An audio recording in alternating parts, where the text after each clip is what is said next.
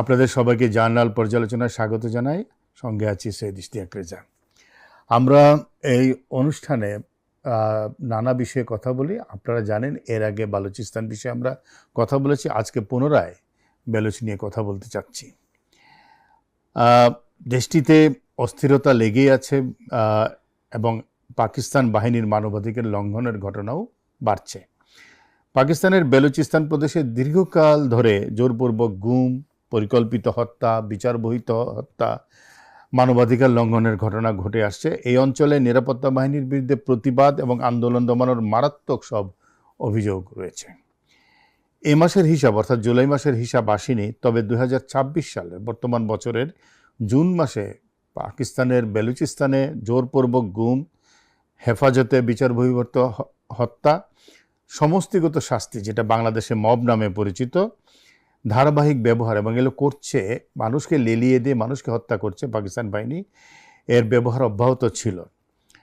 মানবাধিকার commission of Balochistan মাসটিতে জোরপূর্বক গুমের 49টি ঘটনার কথা বলেছে এবং হত্যার শিকার হয়েছে 72 জন মানুষ, যাদেরকে বিনা বিচারে হত্যা করা হয়েছে।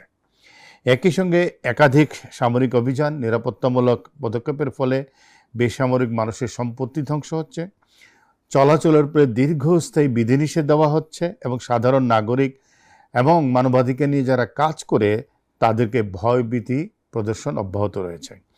জোরপূর্বক গুমের ঘটনাগুলোর মধ্যে সবচেয়ে বেশি হলো শিক্ষার্থীরা, এবং তাদেরকে অনেক সময় খুঁজে পাওয়া যায় না, তারা কোনো কারণে স্কুলের পথে, কলেজের পথে বা বিশ্ববিদ্যালয়ের পথে রওনা দিলে। সবচেয়ে বেশি দুটি প্রদেশের কথা বলা হচ্ছে, দুটি জেলার কথা বলা হচ্ছে বেলুচিস্তানের, পাঞ্জগুর এবং খুজদার, এই দু জেলায় বেশি ঘটনা ঘটেছে। সম্প্রতি আমরা দেখেছি যে বালুচ আন্দোলনের নেতা মীর ইয়ার বেলুচ দেশের 85% অংশ, প্রদেশের 85% অংশ নিজেদের নিয়ন্ত্রণে আছে দাবি জানিয়ে স্বাধীনতার ঘোষণা দিয়েছেন এবং আন্তর্জাতিক সম্প্রদায়কে অনুরোধ করেছেন তাদেরকে সমর্থন দেওয়ার জন্য। এরপর থেকে পরিস্থিতি ভয়ঙ্কর খারাপের দিকে যাচ্ছে।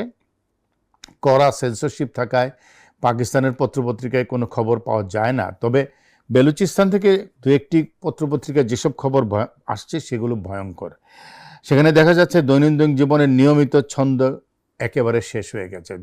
কোনো স্বাভাবিক জীবন নেই বেলুচিস্তানে।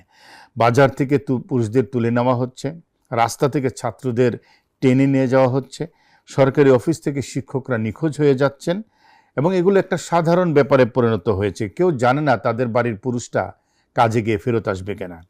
দ্য বেলুচিস্তান পোস্ট জানিয়েছে গতকালও 6 জনকে গুম করা হয়েছে কোয়েটা থেকে, এবং এবারে টার্গেট আগেই বলেছি বেশি হচ্ছে ছাত্ররা, যাদের তুলে নেওয়া হচ্ছে তারা আর ফেরত আসছেন না, বেশিরভাগই পরবর্তীতে তাদের লাশও পাওয়া যাচ্ছে না।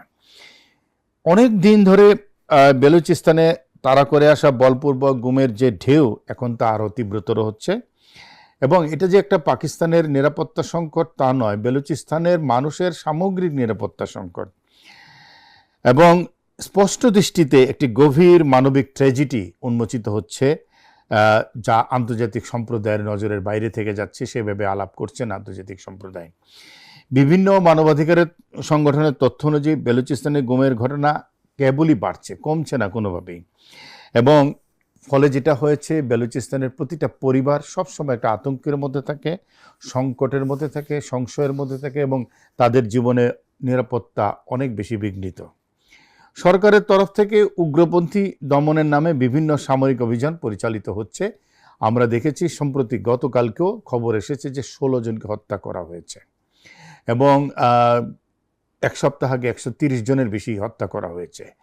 এইভাবে নির্বিচারে গুম, খুন, আটক একটা স্বাভাবিক ব্যাপার হয়ে দাঁড়িয়েছে বেলুচিস্তানে। গুমের শিকার ব্যক্তিদের পরিবারের সদস্য ও অধিকার কর্মীরা, তাদের একটা কমিটি আছে, বেলুচ ইয়েকজেহিতি কমিটি, তারা বলছে যে শান্তিপূর্ণ আলোচনা চালিয়ে আসলেও তাদের উপরে কঠোর দমনপীড়ন এবং আইনি নিপীড়ন চালানো হচ্ছে। পাকিস্তানের এবং বেলুচিস্তানের দীর্ঘ নিপীড়নের ইতিহাস আছে।